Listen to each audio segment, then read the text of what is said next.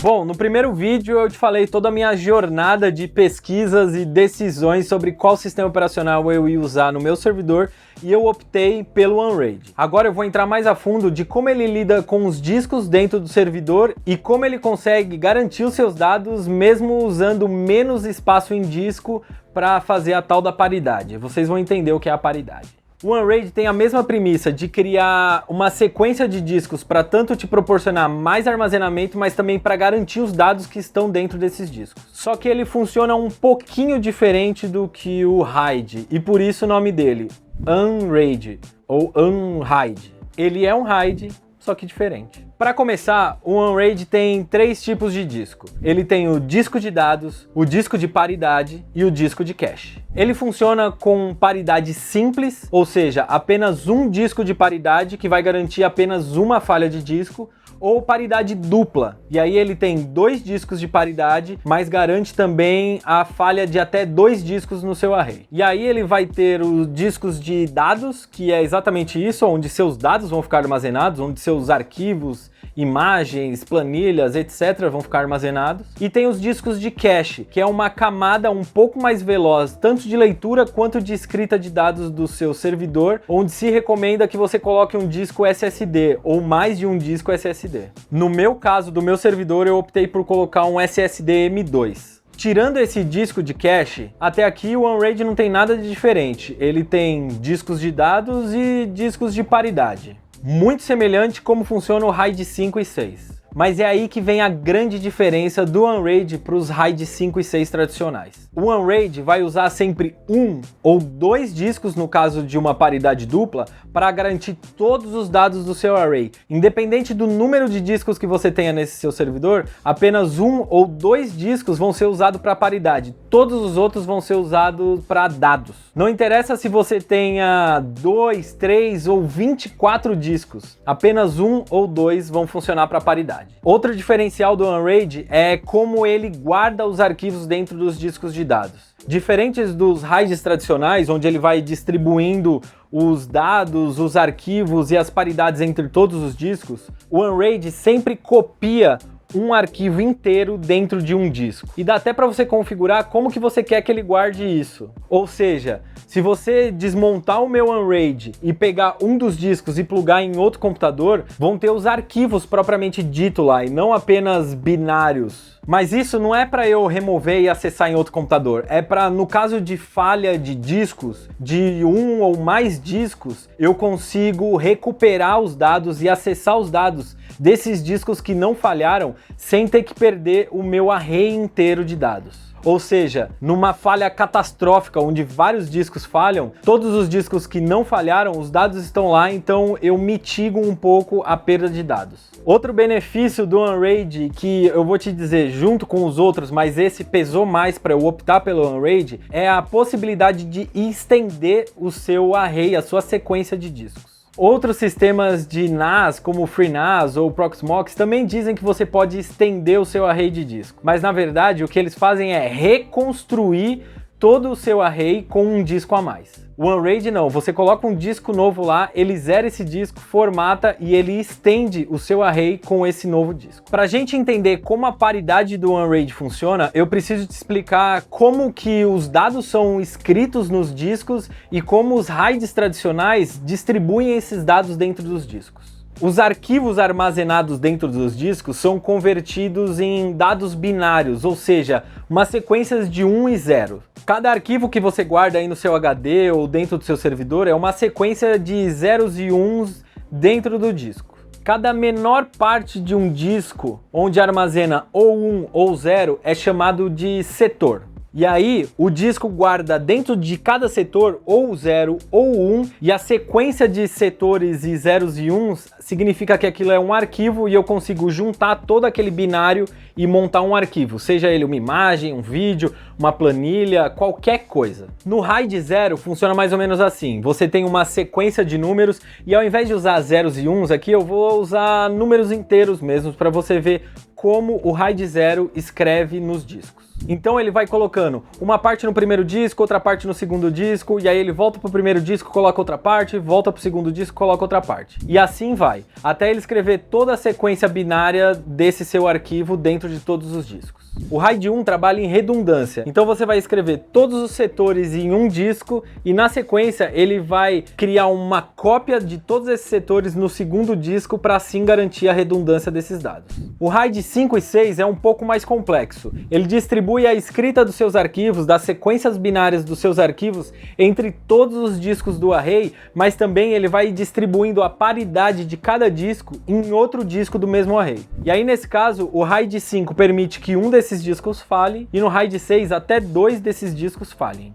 O OneRAID não distribui os seus arquivos entre todos os discos, assim como esses RAIDs tradicionais. Ele vai copiar um arquivo inteiro dentro de um disco. E aí ele tem vários algoritmos lá dentro para decidir quando ele escreve em um disco ou quando ele escreve em outro disco. Mas ele nunca vai quebrar essa sequência binária do seu arquivo e escrever uma parte em cada disco. Além desse jeito diferente de gerenciar a sequência de discos, o OneRAID também tem outras vantagens. No caso da perda de um disco, em nenhuma hipótese você compromete os dados armazenados já nos outros discos. A sequência de discos ou o array de discos pode ser facilmente e rapidamente estendida. E você não precisa de discos idênticos para criar o seu array ou a sua sequência de discos. Você pode ter vários discos diferentes e até de tamanhos diferentes. A única regra aqui é que seu disco de paridade precisa ser maior ou igual do maior tamanho de qualquer outro disco de dados. Ou seja, se o seu maior disco de dados for de 4 TB,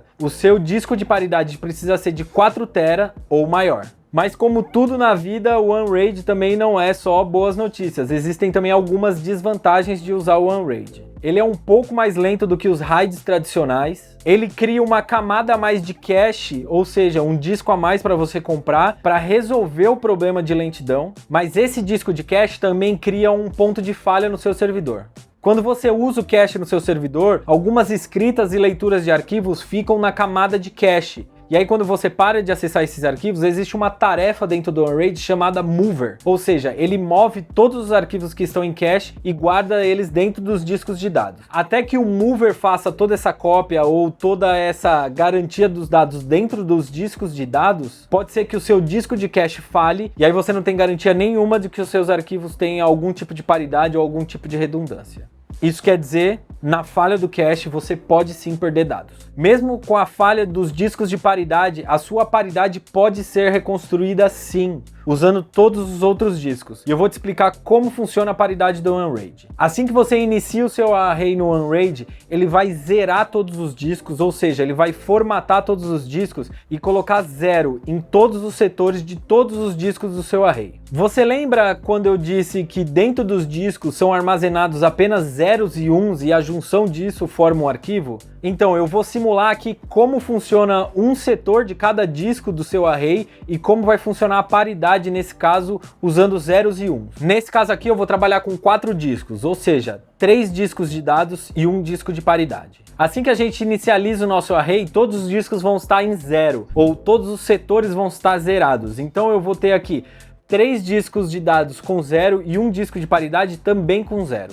O valor 0 dentro do disco de paridade também pode ser chamado como par. Agora vamos dizer que a gente armazenou um arquivo novo no disco 1, esse setor ao invés de 0 se transformou em 1 e todos os outros discos continuam zerados, mas a paridade nesse caso muda, porque aqui a gente vai pegar o 1 mais 0 é igual a 1, seguindo uma soma binária. Ou seja, agora o nosso disco de paridade ele não é mais par, porque ele tem o valor 1, ele é ímpar. Vamos então escrever um outro arquivo dentro do disco 2 e transformar o valor desse setor de 0 para 1. Nesse caso a gente vai ter esse cenário, 1 mais 0 é igual a 0. De novo, dentro da aritmética binária, 1 mais 0 é igual a 0. Então o nosso disco de paridade volta a se transformar em par, ou seja, 0. Vamos agora escrever mais um arquivo, só que agora dentro do disco 3. E aí esse setor se transforma em 1 também. E aí a gente vai ter esse cenário, 1 mais 1 é igual a 1, porque 1 mais 1 é igual a 0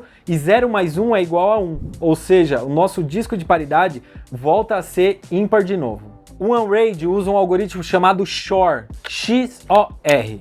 Esse é um algoritmo de lógica binária, ele é muito usado também na programação ou até mesmo na eletrônica. Se você quiser saber um pouco mais do algoritmo Shor, eu posso até trazer um outro vídeo depois, mas é realmente um algoritmo muito básico para quem está começando a aprender a programação e já sabe como funciona o Shor. Agora eu vou te mostrar como que a paridade funciona no caso da falha de um dos discos. Se dentro do seu Unraid um dos discos de dados ou o disco de paridade falhar, ele vai usar o mesmo algoritmo Shor para garantir os dados quando esse disco for substituído. Por exemplo, se o nosso segundo disco falhar aqui e a paridade estiver armazenando o valor ímpar, ou seja, 1, qual que vai ser o valor desse novo disco substituído na posição do disco 2? A gente tem a informação de que a paridade é 1, de que o disco é 1 e de que o disco 3 é 1. Então, se a gente sabe que o resultado é 1, 1 mais 1 vai dar 0, então o valor do disco 2 só pode ser 1 para concluir que a paridade vai ser 1. E o mesmo algoritmo é utilizado para se, por exemplo, o disco de paridade falhar. Imagina um cenário onde todos os discos de dados continuam falhando, mas o disco de paridade falhou. A gente usa o algoritmo Shor de novo para recalcular a paridade e armazenar esse valor lá no disco de paridade. Agora, imagina o cenário onde a gente adiciona mais um disco dentro de um array já existente. O Unraid vai formatar esse novo disco e vai zerar todos os setores dele. E aí ele vai adicionar no final da sequência de discos de dados um novo disco de dados com valor 0. E como é um valor 0, isso não vai afetar o cálculo da paridade. E é por isso que a gente não precisa reconstruir o array ou reconstruir a paridade no caso de adicionar novos discos. Por exemplo, imagina aqui que a gente tem já um array formado com 1, 1, 1 e a paridade é 1. E a gente adiciona um novo disco onde o valor dele vai ser 0. Ou seja, isso não vai afetar o cálculo da paridade. A paridade que já era ímpar, ou seja, 1, continua sendo ímpar. A mesma coisa acontece nesse exemplo, onde a paridade é par, ou seja, se a gente adiciona mais um disco zerado, mais um 0 nesse algoritmo Shor, a paridade continua sendo 0.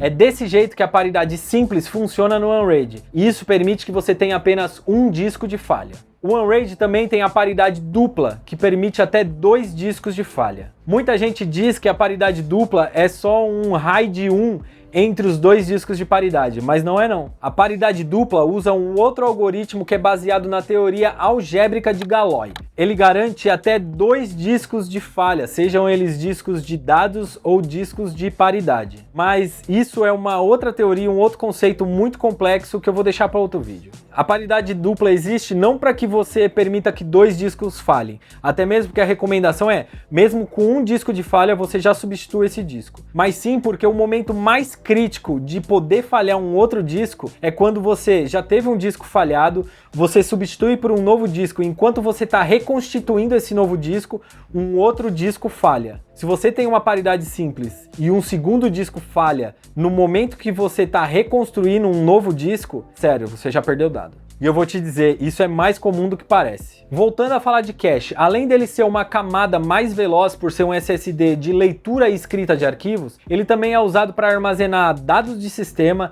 dados de aplicação, containers de Docker e máquinas virtuais também que você esteja executando dentro do Unraid. Ah, e eu quase ia me esquecendo, alguns plugins do Unraid também são executados de dentro da camada de cache. Para proteger essa camada de cache de possíveis falhas desse disco de cache, você pode também criar um RAID 1 desse seu disco de cache, ou seja, você tem 2 discos SSD trabalhando em par e redundantemente. Assim, você permite que um desses seus discos de cache falhe. Na última versão do Unraid também foi introduzido uma nova funcionalidade onde você consegue ter múltiplos caches, múltiplos discos de cache, cada um trabalhando em uma coisa. Então você consegue ter um disco de cache só para garantir dados de sistema, dados de Docker, dados de máquinas virtuais e um outro disco de cache focado em cópias de arquivo e leituras de arquivo. Ou até mesmo você pode ter um disco de cache apenas para trabalhar para um compartilhamento de arquivo. Vamos dizer que você tem lá um compartilhamento de arquivo de documentos